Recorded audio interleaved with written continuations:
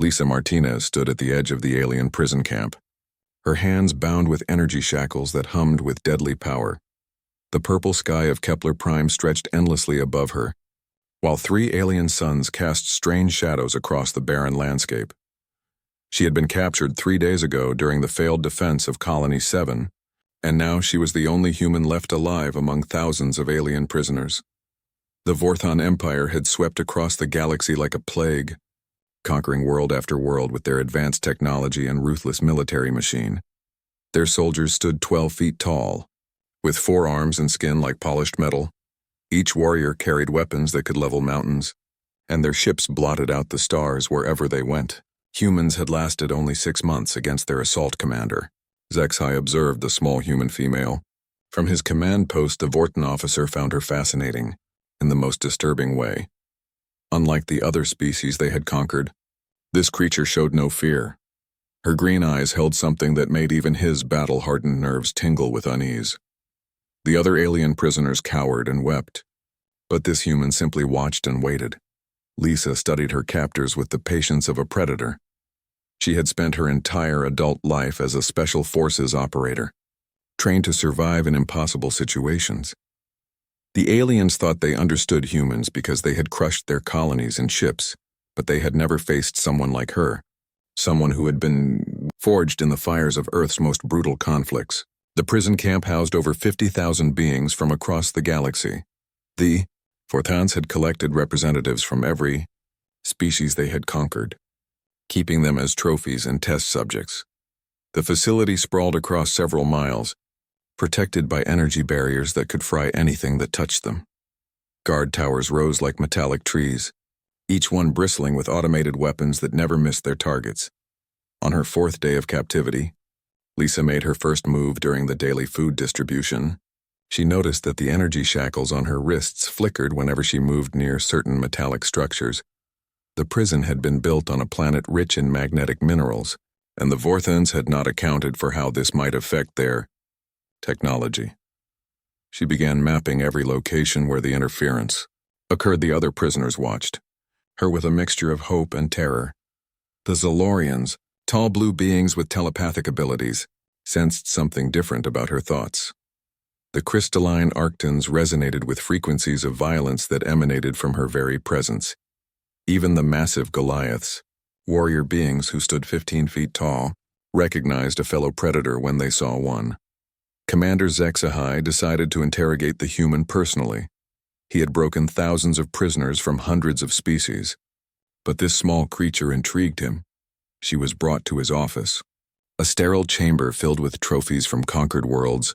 Her shackles hummed with extra power, enough to kill her instantly if she made any aggressive move. Lisa entered the chamber with casual confidence, as if she owned the place. She looked around at the displays of weapons and skulls from defeated enemies, then fixed her gaze on the towering alien commander. Her smile was cold and sharp, like a blade hidden in velvet.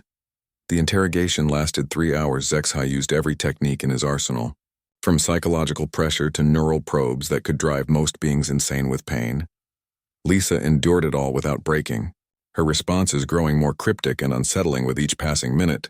She spoke of human history, of wars that had raged for centuries, of weapons that could crack planets in half when asked about Earth's defenses. Lisa laughed.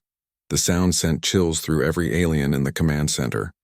She told them about humanity's greatest weapon, something the Vorthons had never encountered in all their conquests. She spoke of human unpredictability, of their refusal to surrender even when facing impossible odds. The aliens listened with growing unease as she described battles where humans had fought to the last breath against overwhelming enemies. That night, Lisa put her plan into motion.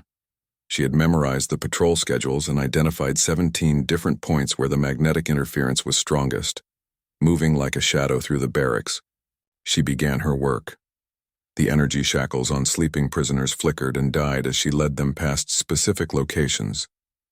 Her knowledge of electronics, gained through years of military training, allowed her to disable the restraints without triggering alarms within 2 hours. She had freed over 300 of the most dangerous prisoners. The Goliaths flexed their massive muscles as circulation returned to their limbs, The Zalorian telepaths began coordinating with others. Across the camp, through their mental networks, the crystalline Arctans started, resonating at frequencies that disrupted nearby surveillance equipment. But Lisa was not done. She made her way toward the central power grid, using maintenance tunnels that the aliens had thought too small for any significant threat. Her human flexibility allowed her to squeeze through spaces that would trap larger beings. She carried improvised explosives made from cleaning supplies and battery acid, weapons that her captors never suspected existed. The Vorthan guards began to notice problems when their communication systems started failing. Random prisoners were found without their shackles, but security cameras showed nothing unusual. Patrol units reported strange sounds and movements, but could never locate the source. Commander Zexhai felt the first stirrings of something he had not experienced in decades of warfare. Genuine concern, Lisa reached the power grid just as the night shift changed. She had timed everything perfectly, knowing that the brief overlap would create a blind spot in their surveillance. The massive generators hummed with energy that powered the entire prison complex. She placed her charges at critical junction points, then began the most dangerous part of her plan. The central control room housed the master computer that managed every system in the facility. Lisa needed to access it, but doing so would expose her to every guard in the complex. She took a deep breath and stepped into the chamber, her hands raised in apparent surrender. The aliens rushed toward her, weapons drawn and ready to fire. Then Lisa smiled and spoke a single word in perfect Vorthan: checkmate. The explosions began simultaneously across the facility. Power grids overloaded and died, plunging sections of the prison into darkness. Emergency systems failed as carefully placed charges severed backup connections. The magnetic interference that Lisa had mapped so carefully now worked in her favor, creating dead zones where alien technology simply stopped functioning. In the chaos that followed, the freed prisoners struck with coordinated precision. The Goliaths smashed through weakened barriers with their bare hands. The Zalorians used their telepathy to guide other prisoners away from danger. The Arctans created sonic resonances that shattered guard tower foundations. Throughout the complex, 50,000 beings moved as one unified force. Commander Zexhai found himself trapped in his command center as systems failed around him. His weapons were dead, his communications down, his elite guards scattered and confused.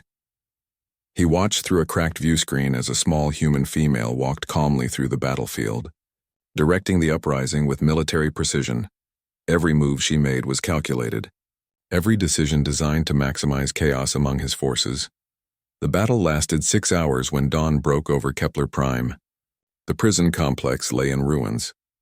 The Vorthan garrison had been overwhelmed by their own prisoners, led by a single human who had turned their greatest strength into their greatest weakness. The alien commanders who survived would carry nightmares of that night for the rest of their lives. Lisa stood among the wreckage, surrounded by freed prisoners from across the galaxy. She had lost her restraints hours ago, but her greatest weapon had never been technology or physical strength. It was the human capacity for adaptation, for finding opportunity in desperation, for refusing to accept defeat even when victory seemed impossible.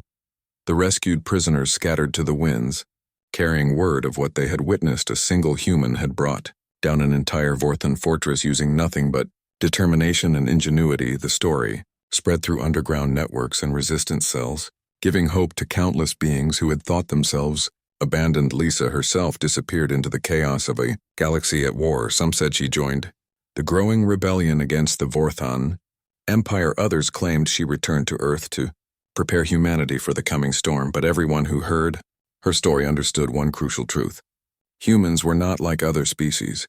They were unpredictable, resourceful, and absolutely terrifying when cornered.